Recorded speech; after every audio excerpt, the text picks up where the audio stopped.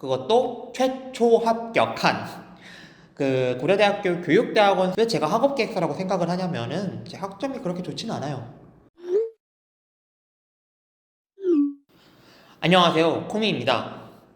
그 학과를 부탁해 세 번째와 네 번째 그 다음 영상을 많이 기다리시는 분들한테 잠깐 죄송하다는 말씀을 드리며 사실 제 이야기를 조금 하는 게 맞는 것 같다 싶어서 이렇게 카메라 앞에 서게 되었습니다. 학과를 부탁해 영상은 조만간 업로드될 예정입니다.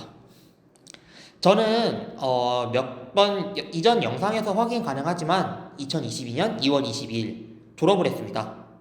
아주대학교 수학과를 졸업을 했으며 심리학과를 복수 전공했죠. 그리고 현재 저는 직장을 다니는 것이 아닌 고려대학교 교육대학원 수학교육 전공으로 재학 중입니다. 참고로 여기 있는 장소도 고려대학교에 있는 CCL이라는 곳에서 지원을 받아서 촬영하고 있습니다. 네, 그 사실 저는 제가 교육대학원을 예전부터 생각해오긴 했어요. 교사가 되고 싶다는 생각을 훨씬 오래전에 했었고요. 중학교 2학년 때인가 3학년 때인가 아마 2학년일 거예요. 그 같이 놀던 친구 중 한 명이 나는 수학 교사가 되고 싶어 라는 이야기를 했고, 저도 나도 수학을 잘하니까 교사가 되는 게 맞을까? 그래야겠다 라는 생각으로 수학 교사라는 생각을 하게 되었고, 그게 고등학교 때 가서도 크게 변하지 않더라고요. 그래서 수학 교사가 돼야겠다 생각을 하고 고등학교 3학년 때 수학교육과나 수학과를 생각했습니다. 그리고 원서를 지원했고 아주대학교 수학과에 합격을 했죠. 근데 제가 여기서 놓친 부분이 하나 있었는데요. 아주대학교 수학과는 교직 이수가 없는 거예요. 사실 아주대학교 정말 좋은 학교인데 제가 이걸 조금 더 알아보고 왔더라면 교직이 있는 수학과를 가지 않았을까 싶었습니다. 그래서 처음에는 나는 그러면 교직이 있는 곳이나 아니면 사범대학으로 반수를 해야 되나 좀 고민을 했습니다. 하지만 교육대학원이라는 제도를 알게 되었고, 교육대학원에 가게 되면은 똑같이 중등 2급 정교사 자격증이 나온다 라는 이야기를 들었습니다. 그러면은 석사도 얻을 수 있고 자격증도 얻을 수 있으면은 반수하는 것보다 교육대학원에 가는 게 좀 더 좋지 않을까라는 생각을 하게 되었고, 그렇게 저는 교육대학원을 조금 이른 시기에 가기로 결심했습니다. 어쨌든 제가 하고 싶었던 거는 교사였고, 그 교사가 되기 위해서는 교원 자격증이 필요했습니다. 교원 자격증을 발급받을 수 있는 방법 중에 저는 여러 가지를 생각했을 때 교육대학원이라는 선택지를 결정하게 되었고, 그때부터 교육대학원을 진학하기 위해서 여러 가지 준비를 하게 되었습니다. 저는 그렇게 교육대학원을 진학하기로 결심했으며, 사실은 준비 과정이라고 하면은 조금 길게 준비를 했다라고 생각을 합니다. 1학년 때는 이제 제가 다니는 아주대학교는 기초 과목이라고 해서 이공계 학생들한테는 뭐 수학이나 물리나 그런 것 기초 과학뿐만 아니라 글쓰기, 아주이막, 아주인성 같은 필수적으로 들어야 되는 과목이 좀 많았습니다. 그래서 2학년이 돼서 제가 자유롭게 수강 신청을 할 수 있을 때부터 교직 과목을 찾아 듣기 시작했습니다.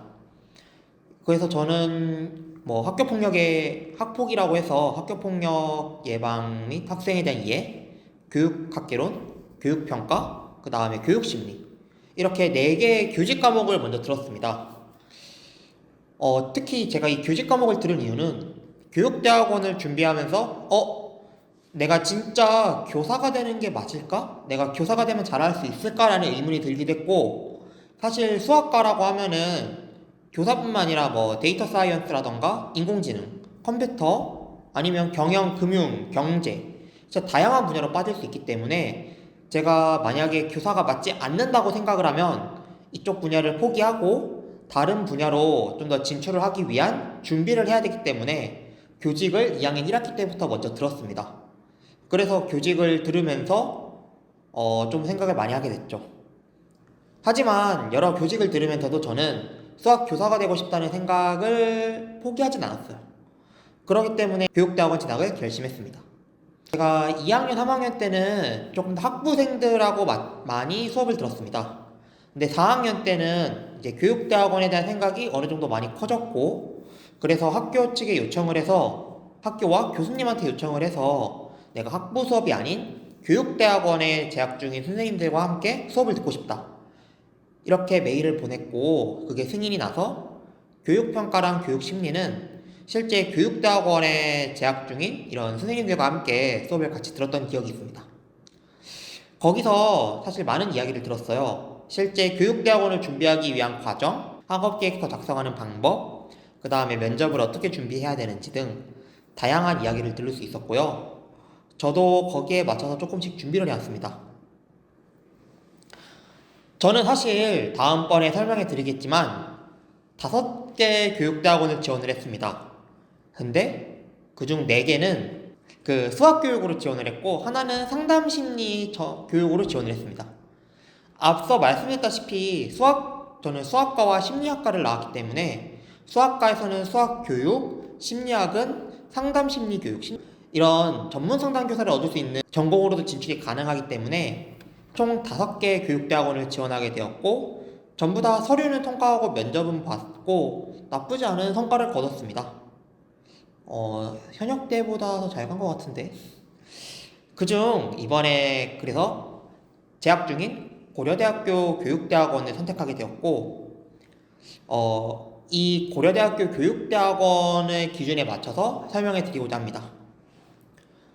저는 그 예전부터 교육, 봉사 이런 쪽에 많이 특화가 돼 있었습니다. 그 여러 가지 대학생 멘토링 동아리, 예를 들면은 한국 대학생 멘토연합이나 꿈나르샤나 아니면은 메이저리그 멘토단이나 여러 가지 멘토링 동아리 활동을 하면서 94회 제가 대학교 다니는 동안 총 94개의 학교에 방문해서 약 4, 5천 명의 학생들을 대상으로 이런 학과 소개나 진로 강연을 진행했습니다. 또한 삼성 드림클래스라는 이런 학생들을 직접 가서 가르치는 수업도 1년 동안 진행을 했고요. 이게 코로나 이전이다 보니까 일주일에 2번씩 직접 하남에 있는 중학교를 방문해서 수업을 지도하기로 했으며 그 다음에 전역한 뒤에는 학원 알바도 계속했습니다. 직접 학생들한테 수학을 가르쳐보는 연습도 했고 그 다음에 엔돌핀이라고 사실은 영상 쪽에 조금 더 특화가 돼 있긴 했지만 본 명칭은 NH 대학생 봉사단이었기 때문에 실제로 아동센터나 아니면 금융교육센터에 가서 초등학생들을 대상으로 수업을 진행하고 보조해주고 이 2가지를 모두 진행했습니다. 이렇게 다양한 활동을 하면서 교육대학원을 준비하게 되었고요. 특히 이제 3학년, 4학년 때는 여러 대회에도 참여했습니다. 예를 들면은 경기 청소년 강연 콘테스트라고 해서 경기도에서 진행했던 대회에서 참여를 해서 교육 주제에서 우수상을 받기도 했으며 그 다음에 학교에서 진행하는 모의 수업 경진 대회에서도 2위, 즉 우수상을 차지했습니다. 물론 수학과의 교직은 없었지만 간호학과나 기타 다른 학과의 교직이 있었는데 그 상황을 말씀드리고 이 대회에 참여해서 수업 시안 계획안도 작성해보고 수업 시연도 해보면서 이런 대회에서 입상을 하게 됐습니다. 여러가지 교육대학원에 가기 위해 준비를 했습니다. 또한 지금은 유튜브를 하고 있지만 저는 고등학교 1학년 때부터 수학 블로그를 운영했었어요. 블로그 주제 역시 수학 그리고 교육이었기 때문에 블로그도 틈틈이 이제 교육과 관련된 활동들을 꾸준하게 올리면서 교육대학원 준비를 했습니다. 정리하자면 저는 교육대학원에 가기 위해 실제 학생들과 가장 많이 만났던 것 같아요. 교육 멘토링 학원에서도 근무했었고 그 다음에 드림클래스로 장기적으로 학생들과 만나면서 학생들의 고민도 들어주고 학원에서도 단순하게 수업을 하는 걸 넘어서 실제 어떻게 학생들을 가르치면 좋을까 나름대로 실험도 해보고 학생들의 이야기도 들어주면서 학교 생활의 고민이나 현재 학교에서 학생들이 수학 수업을 어떤 방식으로 진행하는지에 대해 다 알 수 있었습니다. 특히 시국인 만큼 비대면 수업을 많이 했었는데요. 학교에서 비대면 수업도 어떻게 진행하는지 학생들의 이야기를 들으면서 대면 수업할 때와 비대면 수업할 때 어떤 차이가 발생했는지도 저는 알 수 있었습니다. 그렇기 때문에 교육대학원은 학부 졸업하자마자 바로 가는 게 어렵지 않나요? 라고 많이 물어보는데 저는 오히려 학부를 졸업하면서 이런 교육활동을 했기 때문에 좀 더 쉽게 합격을 할 수 있었다고 말씀드릴 수 있습니다. 또한 제가 상담심리와 수학교육을 둘 다 지원을 했는데 수학교육을 선택한 이유는 상담심리는 1차 서류는 붙었는데 면접에서 떨어져서 사실 저는 수학과니까요. 수학 최고. 여러분 수학과 오세요. 얘기하니까. 네, 그러면 이제 많은 분들이 궁금해하실 고려대학교 교육대학원, 사실 고려대학교라고 해야 되나? 일단 교육대학원의 학업계획서에 대해서 말씀드리겠습니다. 저는 여러 대학교를 작성했다 그랬고 현재 최종적으로 합격한 그 고려대학교 교육대학원 수학교육 전공의 학업계획서, 그 다음에 경력표를 간단하게 말씀드리려고 합니다. 사실 이거를 준비했던 이유는 저 역시 고려 교육대학원에 대해서 많이 입시 자료를 찾아봤지만 상담심리는 그래도 조금 있긴 한데 수학교육의 학업계획서는 거의 존재하지 않더라고요. 그래서 교육대학원을 준비하시는 모든 분들에게 도움이 되는데 그 중에서 수학교육을 지원하고자 하시는 분들에게 조금 더 도움이 되기 위해서 뭐 그렇다고 해서 수학교육뿐만 아니라 뭐 수학을 영어로 적어도 되고 국어로 적어도 되고 이 지원하시려는 선생님들의 상황에 맞춰서 작성하시면 될 것 같습니다. 제가 지원했던 2022년 전기는 경력기록표와 향후 연구계획서 이렇게 두 가지로 구분되어 있습니다. 주요 경력은 수상, 표창 경력, 자격증까지 작성할 수 있었는데요. 총 4개까지 작성이 가능했습니다. 저 같은 경우는 앞에서 말씀드렸던 내용들을 전부 다 적었습니다. 예를 들면은 4개를 수상 하나, 그 다음에 경력상 3개로 적었는데요. 경기 청소년 광역 콘테스트에서 교육 주제로 우수상을 받은 것. 경기도지사의 상장을 받았기 때문에 첫 번째로 수상에 넣었으며 두 번째로는 NH농협. NH농협의 대학생 봉사단 엔돌핀이라는 게 있습니다. 거기서도 활동을 했기 때문에 엔돌핀의 수료증을 적었으며 세 번째로는 삼성 드림클래스. 삼성 드림클래스에서 제가 주중 강사로 수학을 지도했었는데요. 이 수학을 지도했다는 거를 첨부했습니다. 이거 사실 군대만 아니었으면 한 2, 3년 더 했을 텐데 아쉽네요. 그리고 네 번째로는 제가 그 실제로 학교를 찾아가서 아니면 대학교 탐방을 통해서 많은 멘토링을 진행했는데요. 그중 가장 오랫동안 가장 많은 활동을 했던 한국대학생 멘토연합의 대학생 멘토로 활동했다는 활동 경력서까지 이렇게 총 4가지의 주요 경력을 작성했습니다.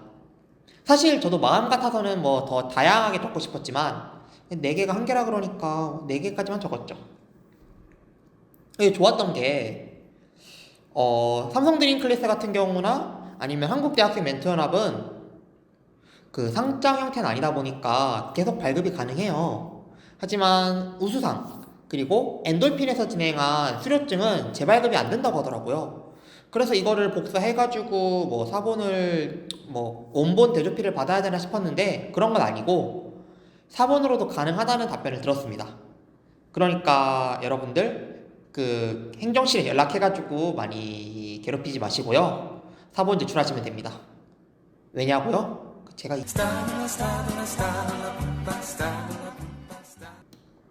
그 다음에 향후 연구 계획은 총 1200자로 되어 있습니다. 사실 향후 연구 계획이나 뭐 학업 계획 이런 것들 하면은 내가 논문을 어떻게 적어야 되는지 해야 되나? 아니면 학점 중심 뭐 학점을 들을 거면 논문을 안 적을 거면 어떻게 해야 되나 사실 고민이 많을 텐데요. 저는 크게 3가지 단락으로 구분을 했습니다. 모든 내용을 말씀드릴 수는 없을 것 같아요. 왜냐하면 이것도 사실 제 개인 정보가 담겨 있기도 하고 하지만 최대한 도움이 되는 방향에서 알려드리고자 합니다.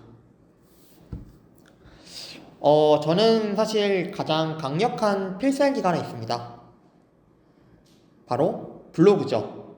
오랫동안 수학과 관련된 블로그를 운영했기 때문에 저는 세 가지 파트 중 첫 번째 제 블로그 주소 링크를 적었습니다. 뭐 hps.blog.naver.com/체리톨릭 이렇게 적으면서 특히 제 2015년 고등학교 3학년 때 작성했던 글이 하나 있는데요.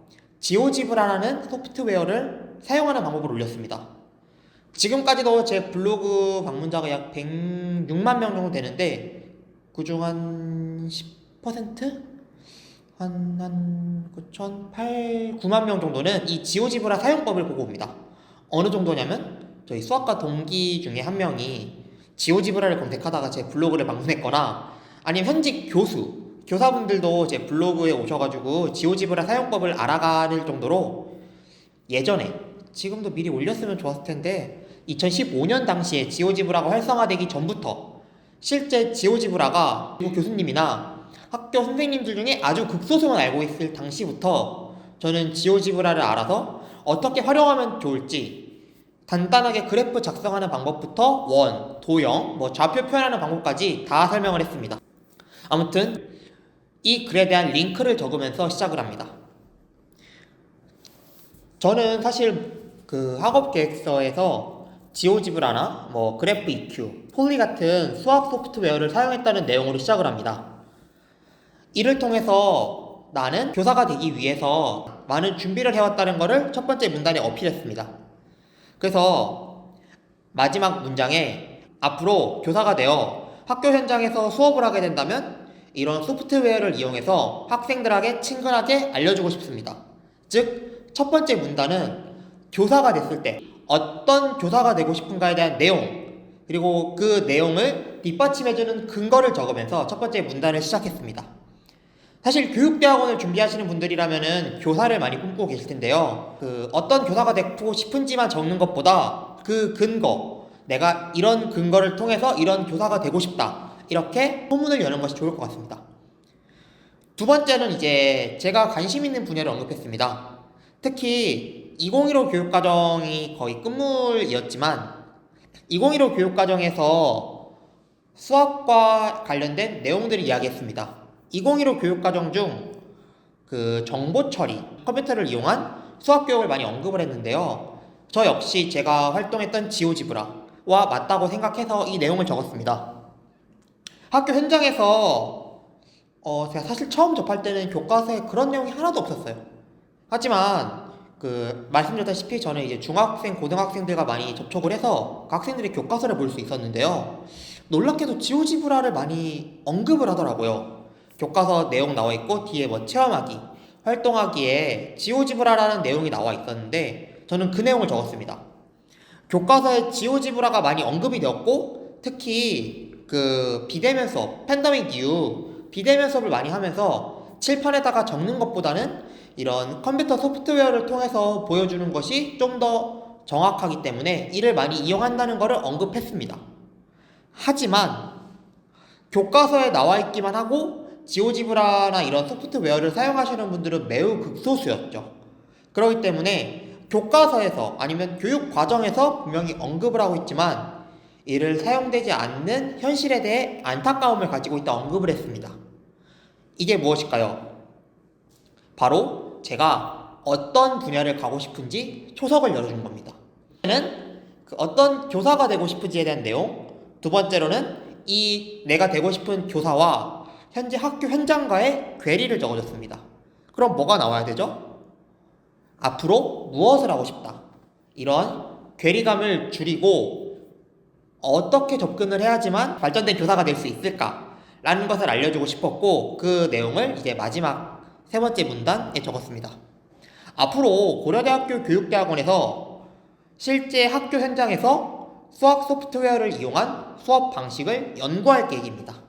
제가 하고 싶었던 수학 소프트웨어 그리고 수업 방식을 연구한다. 이런 식으로 언급을 하면서 기존의 운영적인 한계 그리고 마침 제가 지원했을 때가 이제 2022 개정 교육과정이 논의되던 시기인데요. 2022 개정 교육과정에서도 어떻게 이야기를 하고 싶다. 어떻게 내 수업 방식을 적용하고 싶다. 이런 것들을 이야기하면서 마지막으로 이런 연구를 진행하고 학교 현장에 적용해 학습자의 발전 가능성을 열어주는 교사가 되겠습니다. 앞에서 언급한 것처럼 어떤 교사가 되고 싶은지를 마지막에 다시 적어줬습니다. 하지만 내용은 조금 다르죠. 이제 수업을 하게 된다면 그리고 뒷부분에서는 연구 내용을 적어줬습니다. 왜냐하면 대학원이기 때문에 실제 학교 현장에서 만나는 것도 중요하지만 대학원에서 연구를 하는 것 역시 중요하다고 봤기 때문에 실제 개정 교육과정에서 교육부나 이런 논의되고 있는 과정을 조금 보면서 어떻게 연구하겠다라는 것까지 같이 언급을 했습니다. 이렇게 총 3개 단락으로 구성을 했으며 저는 개인적으로 제가 합격할 수 있었던 이유가 학업계획서라고 생각을 합니다. 사실 학업계획서에 누가 블로그 주소를 적어놓겠어요. 이거는 저만 할 수 있다라고 생각을 하는데요. 그렇죠. 7년 동안 10년 가까이 블로그를 해왔으니까요. 하지만 꼭 블로그가 아니더라도 여러분들이 학부 때 했던 기록 아니면 학부 졸업하고 나서도 여러 가지 프로젝트를 했을 거 아닙니까?